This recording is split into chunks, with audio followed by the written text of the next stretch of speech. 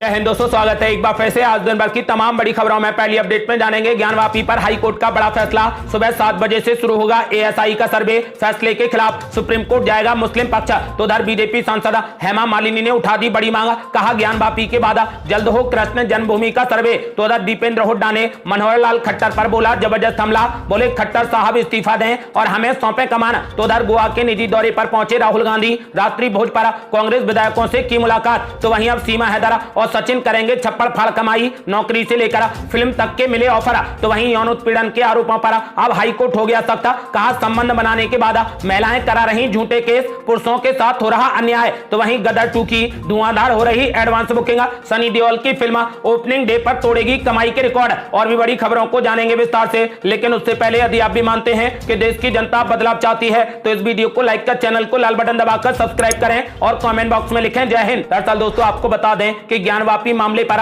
High court ने अपना फैसला दे दिया है। अब सुबह 7 बजे से एएसआई का सर्वे शुरू हो जाएगा। ज्ञानवापी मामले में मुस्लिम पक्ष की याचिका इलाहाबाद हाई कोर्ट से खारिज हो गई। कोर्ट ने ज्ञानवापी परिसर के सर्वे पर लगी रोक भी हटा दी। आपको बता दें कि इलाहाबाद हाई कोर्ट ने ज्ञानवापी पर निचली अदालत के फैसले को बरकरार रखा है। अब सुबह 7 बजे से फिर से सर्वे शुरू हो जाएगा। इलाहाबाद हाई कोर्ट के फैसले के खिलाफ मुस्लिम पक्ष ने सुप्रीम कोर्ट जाने का ऐलान कर दिया है। बड़ी बड़ी खबर ज्ञानवापी पर हाई कोर्ट के फैसले पर प्रज्ञा सिंह ठाकुर का बड़ा बयान, बोलिए अब समय आ गया है कि हम गुलामी के चिन्हों को हटाकर सच्चाई उजागर करें। दरअसल दोस्तों आपको बता दें कि भाजपा सांसद प्रज्ञा सिंह ठाकुर ने कहा कि ये देश के लिए और सनातन धर्म के लिए बेहद महत्वपूर्ण है। स्वतंत्र भारत में अब समय आ गया है कि हम गुलामी के चिन्हों को हटाकर सच्चाई उजागर करें। उन्होंने कहा कि ये हमारे लिए सम्मानजनक निर्णय है और हम इस पर विश्वास करते हैं। इसके अलावा भाजपा सांसद सुब्रत पाठक ने कहा कि हाई कोर्ट ने सच का साथ दिया है। हमारे 20,000 से ज्यादा मंदिरों को तोड़कर उस पर मस्जिद बना दिए गए, हम तो कुछ ही मंदिरों की बात कर रहे हैं। उन्होंने कहा कि मुस्लिम पक्ष को यह समझना चाहिए और देश के अन्य लोगों को भी यह समझना चाहिए। तो वहीं एएसआई के सर्वे के आदेश पर सपा सांसद शफीकुर रहमान बर्क ने कहा कि कोर्ट के फैसले का जवाब हम कोर्ट से देंगे। उन्होंने कहा कि 2024 के चुनाव को देखकर यह सब किया जा रहा है। उन्होंने मस्जिद से छेड़छाड़ की आशंका भी जताई है। और बड़ी खबर, बाबरी मस्जिद को भी एएसआई सर्वे से पहुंचा था नुकसान, इसी आधार पर मुस्लिम पक्ष फैसले को सुप्रीम कोर्ट में देगा चुनौती। दरअसल दोस्तों आपको बता दें कि ज्ञानवापी मस्जिद परिसर के एएसआई सर्वे के आदेश पर इलाहाबाद हाई कोर्ट के फैसले को मस्जिद इंतजामिया कमेटी सुप्रीम कोर्ट में चुनौती देगी। मुस्लिम धर्मगुरुओं और स्कॉलर्स के मुताबिक हाई कोर्ट के एएसआई सर्वे के आदेश से ज्ञानवापी मस्जिद को नुकसान पहुंच सकता है। इसी को आधार बनाते हुए मस्जिद इंतजामिया कमेटी सुप्रीम कोर्ट में लार्जर बेंच में चुनौती देगी। उनका कहना है कि बाबरी मस्जिद मामले में एएसआई सर्वे से नुकसान पहुंचा था। मुस्लिम स्कॉलर मोहम्मद अतीक ने कहा कि ज्ञानवापी के एएसआई सर्वे को लेकर हाई कोर्ट का जो आदेश आया है उसकी हमें पहले से ही उम्मीद थी। उन्होंने कहा कि एएसआई सर्वे के दौरान खुदाई से मस्जिद को नुकसान हो सकता है। बाबरी मस्जिद के साथ पहले भी ऐसा हो चुका है। इसी तथ्य को आधार बनाकर सुप्रीम कोर्ट में न्याय की गुहार लगाई जाएगी। और बड़ी खबर, बीजेपी सांसद हेमा मालिनी ने उठा दी बड़ी मांग, कहा ज्ञानवापी के बाद जल्द हो कृष्ण जन्मभूमि का सर्वे। दरअसल दोस्तों आपको बता दें कि इलाहाबाद हाई कोर्ट ने एक अहम फैसले में वाराणसी के ज्ञानवापी मस्जिद परिसर के एएसआई सर्वेक्षण को हरी झंडी दे दी। फैसला सुनाते समय इलाहाबाद उच्च न्यायालय ने इस बात पर जोर दिया कि न्याय के हित में वैज्ञानिक सर्वेक्षण आवश्यक है। इस फैसले पर मथुरा से भाजपा सांसद हेमा मालिनी ने अपनी प्रतिक्रिया देते हुए कृष्ण जन्मभूमि के भी वैज्ञानिक सर्वेक्षण की बात कही। हेमा मालिनी ने कहा कि अच्छा है, सर्वे होना चाहिए, इसका डिसीजन जल्द से जल्द होना चाहिए, पूरे देश के लिए अच्छा है। उन्होंने कहा कि कृष्ण जन्मभूमि का सर्वे होना चाहिए, जल्दी से जल्दी सब क्लियर होना चाहिए, फैसला जल्द से जल्द आना चाहिए, अन्यथा बातचीत होती रहेगी। उन्होंने कहा कि अगर अंतिम निर्णय जल्द आता है तो यह देश के लिए अच्छा होगा। और बड़ी खबर, दीपेंद्र हुड्डा ने मनोहर लाल खट्टर पर बोला जबरदस्त हमला, बोले अब खट्टर साहब तुरंत दें इस्तीफा और हमें सौंपे कमान। दरअसल दोस्तों आपको बता दें कि हरियाणा के मुख्यमंत्री मनोहर लाल खट्टर के बयान को लेकर विपक्षी पार्टियां लगातार उन्हें घेरने में लगी हैं। कांग्रेस से राज्यसभा सांसद दीपेंद्र सिंह हुड्डा ने भी मुख्यमंत्री खट्टर पर निशाना साधा। उन्होंने कहा कि नूह की घटना पर मुख्यमंत्री का यह बयान कि प्रदेश में पुलिस बल की संख्या पर्याप्त नहीं है और हर व्यक्ति को सुरक्षा नहीं दी जा सकती, ये बेहद गैर जिम्मेदाराना बयान है। यदि खट्टर साहब इस जिम्मेदारी को निभाने में असमर्थ हैं तो इस्तीफा दें और हमें कमान सौंपें। दीपेंद्र हुड्डा ने कहा कि मुख्यमंत्री खट्टर हमें कमान सौंपें, हम दिखाएंगे कि हर व्यक्ति को सुरक्षा कैसे दी जाती है।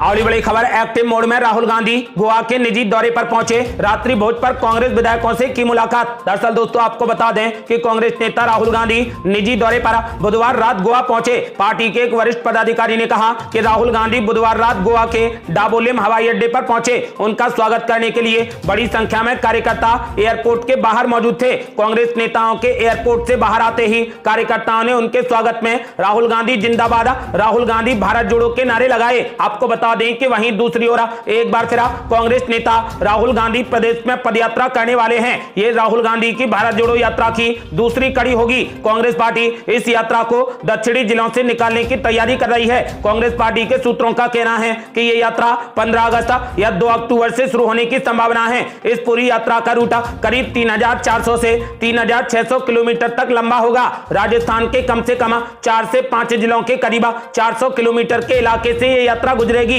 इसके जरिए राहुल गांधी आदिवासी मतदाताओं को साधने की कोशिश करेंगे। 10 लोकसभा और करीब 60 विधानसभा क्षेत्रों पर केंद्रित करते हुए इस यात्रा का रूट तैयार किया जा रहा है। यह यात्रा 15 अगस्त या फिर 2 अक्टूबर को शुरू होगी।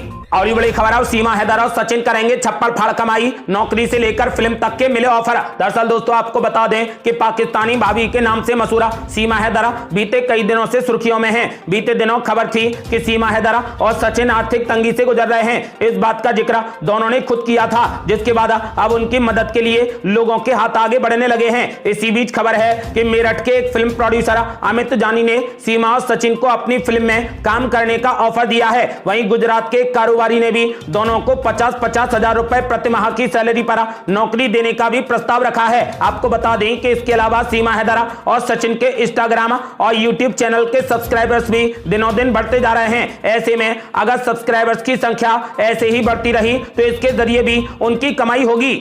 और बड़ी खबर, दिल्ली अध्यादेश बिल पर लोकसभा में गरजे गृह मंत्री अमित शाह, बोले केंद्र को कानून बनाने का पूरा अधिकार। दरअसल दोस्तों आपको बता दें कि दिल्ली अध्यादेश से जुड़े बिल पर गुरुवार को लोकसभा में चर्चा शुरू हो गई। इस दौरान केंद्रीय गृह मंत्री अमित शाह ने लोकसभा में बताया कि यह बिल क्यों जरूरी है। साथ ही उन्होंने आम आदमी पार्टी सरकार पर भी जमकर हमला बोला। दिल्ली सेवा विधेयक को लेकर अमित शाह ने कहा कि संविधान में ऐसे प्रावधान हैं जो केंद्र को दिल्ली के लिए कानून बनाने की अनुमति देते हैं। विपक्ष ने बिल को सुप्रीम कोर्ट के आदेश के खिलाफ बताया, लेकिन ऐसा नहीं है। अमित शाह ने कहा कि कुछ लोगों ने कहा कि सरकार ने सुप्रीम कोर्ट का उल्लंघन किया है, तो मैं उन्हें बताना चाहता हूं कि उन्होंने केवल वही पढ़ा है जो उन्हें अच्छा लगता है, आगे उन्होंने पढ़ा ही नहीं। उन्होंने कहा कि सुप्रीम कोर्ट के आदेश में ही यह कहा गया है कि संसद में दिल्ली राजधानी क्षेत्र के लिए कोई भी कानून बनाया जा सकता है। उन्होंने कहा कि साल 2015 में दिल्ली में एक ऐसी पार्टी सत्ता में आई जिसका मकसद सिर्फ लड़ना था, सेवा करना नहीं, समस्या ट्रांसफर पोस्टिंग करने का अधिकार पाना नहीं, बल्कि अपने भ्रष्टाचार को छुपाने के लिए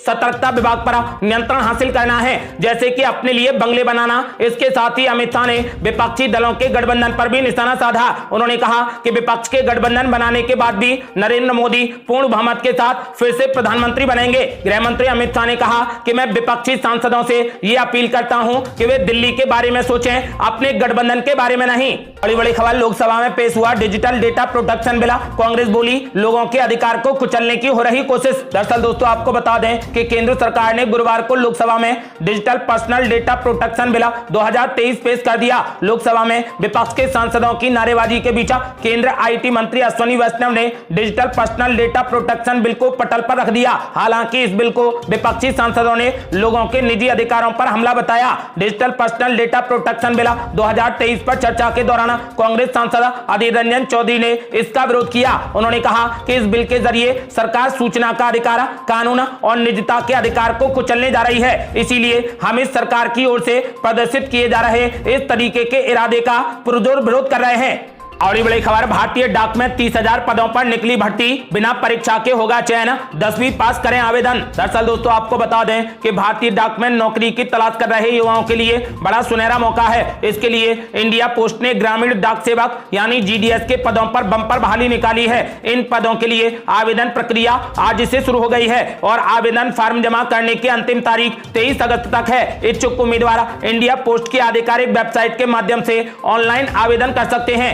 उम्मीदवार 24 अगस्त से 26 अगस्त के बीच में अपने आवेदन फॉर्म में कुछ भी एडिट भी कर सकते हैं। आपको बता दें कि उम्मीदवार जो भी इन पदों के लिए आवेदन कर रहे हैं उनकी आयु सीमा 18 वर्ष से 40 वर्ष के बीच में होनी चाहिए।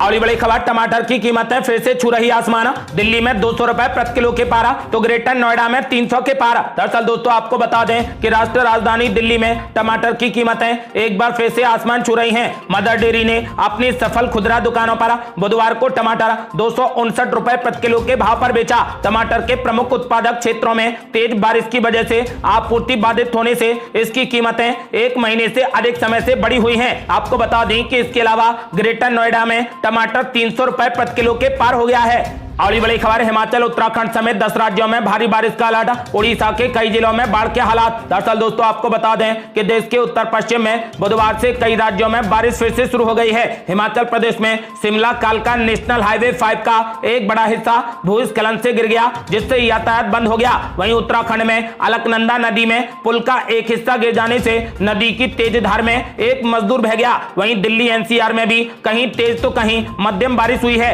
अगले 4 दिन भी हिमाचल, पंजाब, हरियाणा और उत्तराखंड समेत उत्तर पश्चिम भारत के 10 राज्यों और केंद्र शासित प्रदेशों में भारी से लेकर अत्यधिक भारी बारिश का अलर्ट जारी किया गया है। ये थी अब तक की बेहद बड़ी खबरें। रोजाना की ताजा खबरों को जानने और हमसे जुड़ने के लिए चैनल को लाल बटन दबाकर सब्सक्राइब करें और घंटी बटन भी दबा दें। जल्दी मिलते हैं बड़ी अपडेट के साथ, तब तक के लिए जय हिंद, जय भारत।